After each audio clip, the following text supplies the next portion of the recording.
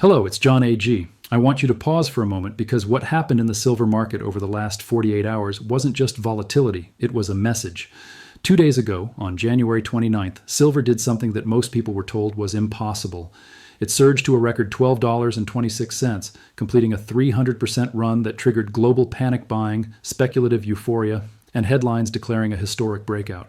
Retail investors were flooding in, momentum traders were piling on, and the narrative everywhere was the same. This was the beginning of a new era. Then almost instantly, the floor vanished. In less than 2 days, silver didn't pull back. It collapsed, losing 30% in one of the most violent liquidation events the modern metals market has ever seen. Gold followed it down, falling from $5,600 to below $5,000 in a move that stunned even seasoned traders. The financial media rushed to explain it away. They blamed a stronger dollar, a sudden shock, a classic blow off top. They told you it was over. But while everyone was staring at price charts, something far more important was happening underneath the surface, something that tells a very different story. Because while silver was crashing on your screen, the cost to borrow physical silver in London exploded to 8%. At the same time, 33 million ounces quietly disappeared from COMEX vaults. Those two facts alone should have stopped every serious analyst in their tracks. This was not a normal correction. This was a liquidity event. And if you sold physical metal into this move, you didn't escape risk. You transferred your wealth directly to institutions that are running out of options.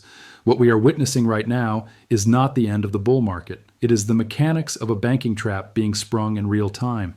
And when you understand why, the idea of $150 silver stops sounding speculative and starts sounding mathematically inevitable in our new 2026 reality.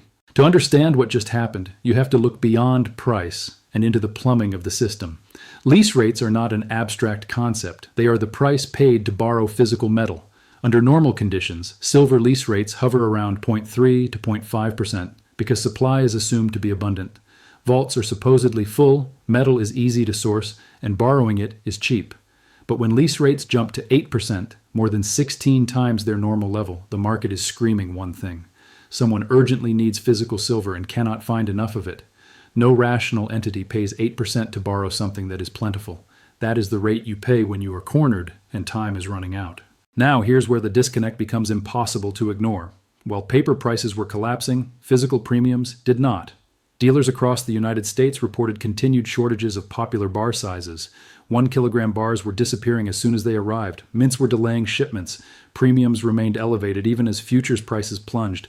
The price discovery mechanism had fractured. The number on your screen said silver was getting cheaper, but anyone trying to actually buy it was learning a very different lesson. And if this feels familiar, it should. In March of 2020, during the initial market panic, gold and silver prices collapsed on paper, while physical metal became almost impossible to source. Premiums surged 30, 40, even 50% above spot. Delivery times stretched into months. Coin shops laughed at the idea of selling anywhere near the quoted price. The paper market claimed abundance, while the physical market exposed scarcity. Eventually, the paper price caught up, but only after weeks of stress. That episode was driven by retail panic. This one is not. That's the key difference most people are missing. This time, the buyers aren't emotional individuals reacting to fear. The demand is coming from institutions, sovereign entities, and strategic players repositioning for a monetary shift that is already underway. These buyers are not flipping contracts. They are removing metal from the system. And that matters because the entire paper-silver market is built on a single fragile assumption that most contracts will never demand delivery. Silver futures trade hundreds of millions of ounces that do not exist in deliverable form. Estimates now place the paper to physical ratio above 300 to 1, and during the surge to $12.26, some analysts tracked it as high as 356 to 1. That means for every ounce sitting in a vault, there are hundreds of claims layered on top of it. As long as only a tiny percentage ever ask for metal, the illusion holds. But when that percentage grows, the system cracks. The withdrawals from COMEX vaults are not noise. 33 million ounces leaving during a price crash is not normal behavior. It is a calculated move by players who understand that paper claims are only as good as the metal backing them. The lease rate spike confirms the same stress from a different angle. Lenders are charging insurance level rates because they are unsure that borrowed metal can be returned. That is not greed. That is fear. So why did the price collapse if the physical market is tight? Because price is set in the paper market, not the physical one. Algorithms, leverage, and forced liquidations drive short-term moves. When the dollar surged following Kevin Warsh's nomination, commodities priced in dollars came under pressure. Silver, with its thinner liquidity, was hit hardest. Margin calls forced leveraged traders to sell regardless of fundamentals. Selling triggered more selling. What began as a rational adjustment turned into a cascade completely disconnected from reality. But notice what did not change. Industrial demand did not disappear. Solar manufacturers did not find alternatives. Electric vehicle producers did not stop consuming silver. Central banks in Asia and the Middle East did not reverse their diversification away from the dollar. The fundamentals did not break. The paper structure did. And that is the liquidity wall we just hit. Banks can still move price in the short term, but they cannot create physical metal. The question now is not whether the crash was justified. The question is what happens when entities that sold paper at $12 are forced to source metal at $84 and discover there is not enough to go around. Because if the last 48 hours taught us anything, it is that paper price can collapse even as physical scarcity intensifies. And that should concern you far more than any headline. Now we need to talk about Kevin Warsh, because his nomination is not a footnote, it is a warning flare. During the 2008 crisis, Warsh was one of the loudest voices warning about inflation that never came. He pushed for tighter policy while the economy was collapsing. Today he is being nominated by a president who wants aggressive rate cuts. That contradiction alone would be destabilizing, but it gets worse. Republican senators are now threatening to block his confirmation until the Department of Justice resolves a criminal investigation into the current Fed chair. Read that again. A sitting Federal Reserve chairman under investigation. A nominee whose policy instincts conflict with the administration. Senators holding confirmations hostage. This is not normal. This is a crisis of confidence at the heart of the institution that underpins the dollar. And while Americans argue politics, global actors are watching. Which brings us to the dollar itself. In January, the dollar index fell to 95.5, the lowest level since early 2022. Central banks sold $48 billion in reserves in a single month. The dollar's share of global reserves is now 58.2%, the lowest since 1995. That is not coincidence. That is structural erosion. The BRICS nations are expanding local currency trade to 50%. ASEAN is building a unified payment system by 2027. Europe is pushing euro-denominated commodity trade. These are not future ideas. They are active policies. And every trade settled without dollars reduces structural demand for the currency, which brings us back to silver. Because when a weakening reserve currency collides with a paper market leveraged hundreds to one, the outcome is not stability. It is rupture. And what you just witnessed was the first visible fracture. This was not the end. It was the stress test. What makes this moment especially dangerous is that most people are still interpreting it through the wrong lens. They are treating silver's collapse as a failed breakout instead of what it actually was, a controlled release of pressure inside a system that is already overstretched. The banks that dominate the futures market did not lose control. They demonstrated that they still have the ability to move price violently when they need to. But control over price is not the same thing as control over supply, and that distinction is becoming impossible to hide. When silver surged to $12.26, leverage across the paper market reached extremes rarely seen outside of historic blow-offs. Hedge funds, commodity traders, and short-term speculators were positioned heavily on the long side. That leverage was fragile. All it required was a catalyst to force liquidation. The Warsh nomination provided that catalyst. A sudden dollar spike triggered margin stress, and the forced selling began. From that point forward, the outcome was inevitable. Algorithms accelerated the move. Stop losses cascaded. Liquidity vanished. None of that required silver to suddenly become abundant. It only required enough paper selling to overwhelm bids. But here is what the charts do not show you. During that same window, physical silver demand surged, not declined. According to market data tracking retail and institutional flows, demand for 1 kilogram bars jumped more than 500% compared to late 2025 levels. Dealers were overwhelmed. Waiting lists expanded. Premiums refused to normalize. This was not bargain hunting by amateurs. This was strategic accumulation by buyers who understand what happens when paper credibility erodes. Silver is not just a monetary metal. It is an industrial necessity. And unlike gold, which largely sits in vaults, silver is consumed. It disappears into electronics, solar panels, medical equipment, and electrical infrastructure. Once used, much of it is never economically recovered. That distinction matters enormously in an environment where supply growth has stalled. Global silver mine production has been flat for years. There has been no surge in new discoveries, no technological breakthrough that suddenly increases output. Meanwhile, industrial demand continues to rise. Solar energy alone is reshaping the silver market. Every photovoltaic panel requires silver for conductivity. Governments around the world have locked in renewable energy targets that are not optional. China's solar expansion plans alone require hundreds of millions of ounces over the coming decade. There is no substitute that performs the same function at scale. You cannot policy your way out of physics. Electrification compounds this pressure. Electric vehicles use significantly more silver than internal combustion engines. Charging infrastructure adds another layer of demand. This is not speculative consumption. It is embedded in manufacturing pipelines that are already active. Now combine that with the investment side. As trust in fiat systems weakens, silver benefits from its dual role. It is both an industrial input and a monetary hedge. That combination makes it uniquely sensitive to systemic stress. When confidence erodes, demand does not disappear. It migrates from paper claims to physical ownership, and that is exactly what we are seeing. The banks understand this dynamic better than anyone. They also understand their vulnerability. A paper market leveraged hundreds to one only functions if confidence holds. Once participants begin demanding delivery, the system seizes. The fastest way to prevent that is to scare marginal holders into selling their metal back. A violent price collapse serves that purpose perfectly.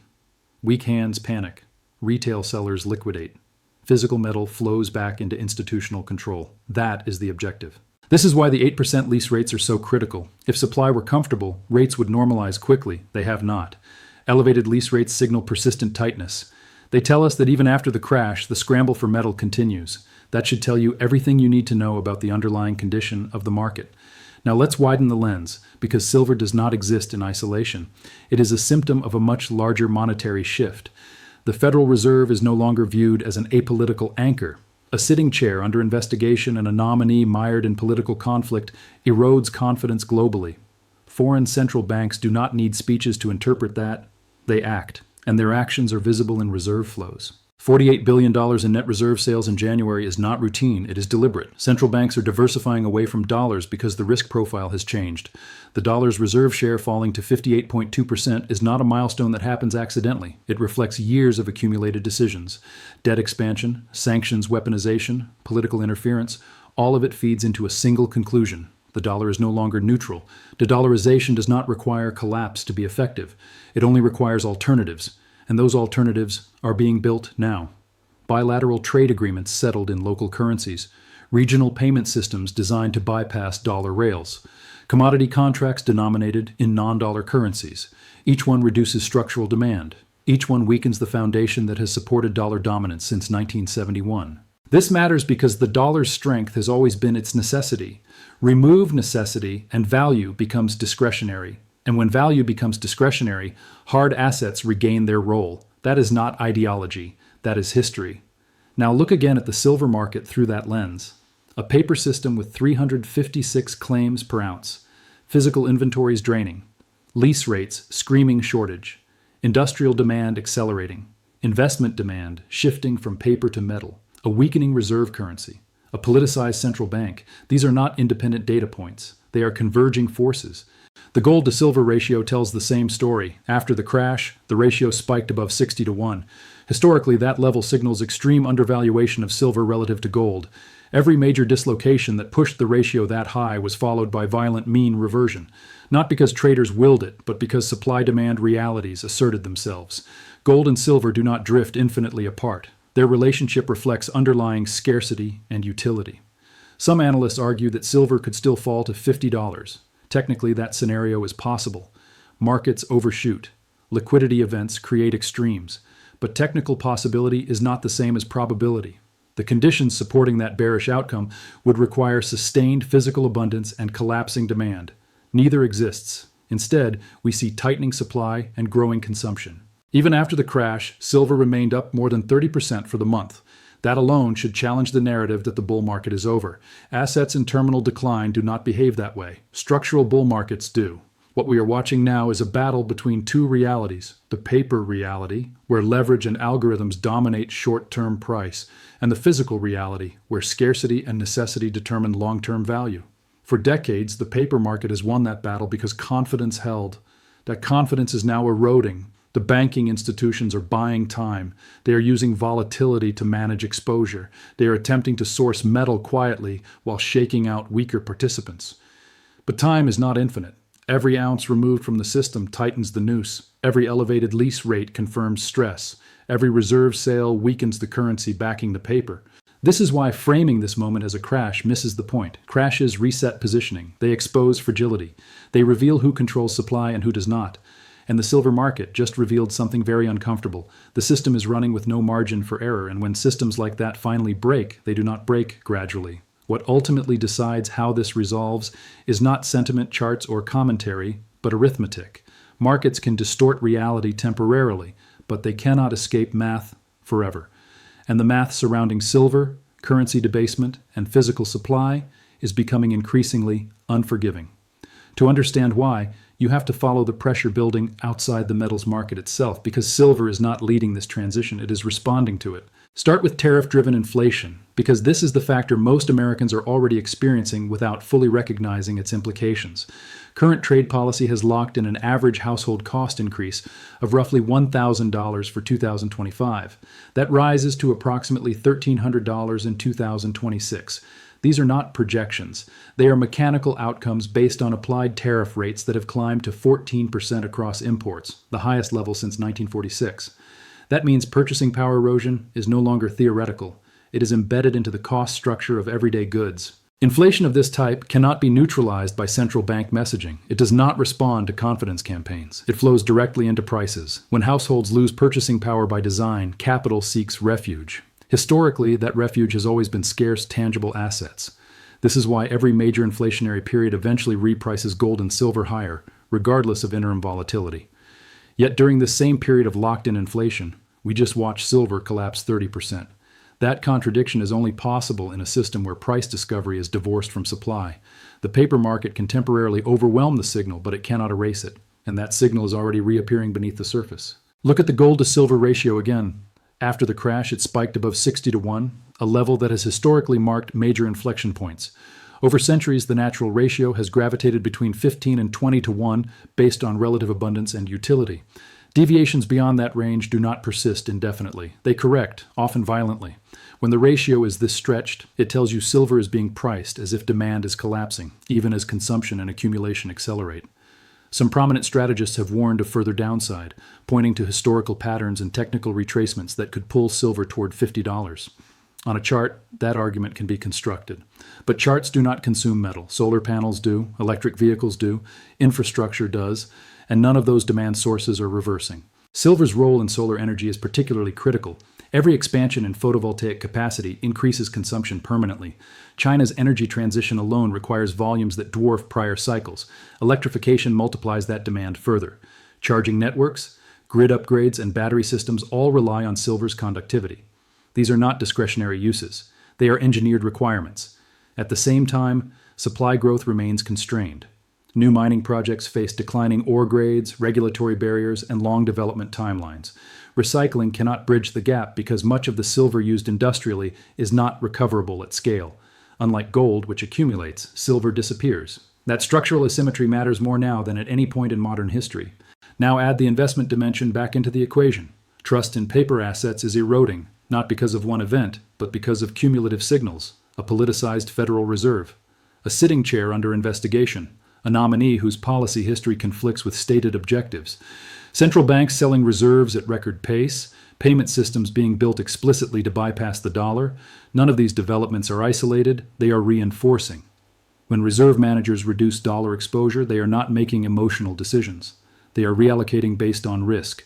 Gold has been the primary beneficiary so far, but silver follows in these cycles, often with greater volatility. Once confidence shifts, the repricing does not require consensus.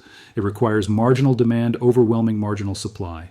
Given the paper leverage in silver, that threshold is dangerously low. This is where the paper to physical ratio becomes decisive. A market operating at 356 claims per ounce cannot withstand sustained delivery pressure. It does not need everyone to ask for metal. It only needs a small fraction. And as institutional buyers increasingly prefer possession over promises, that fraction grows. The events of January 29th and 30th were not random. They were a controlled attempt to relieve pressure.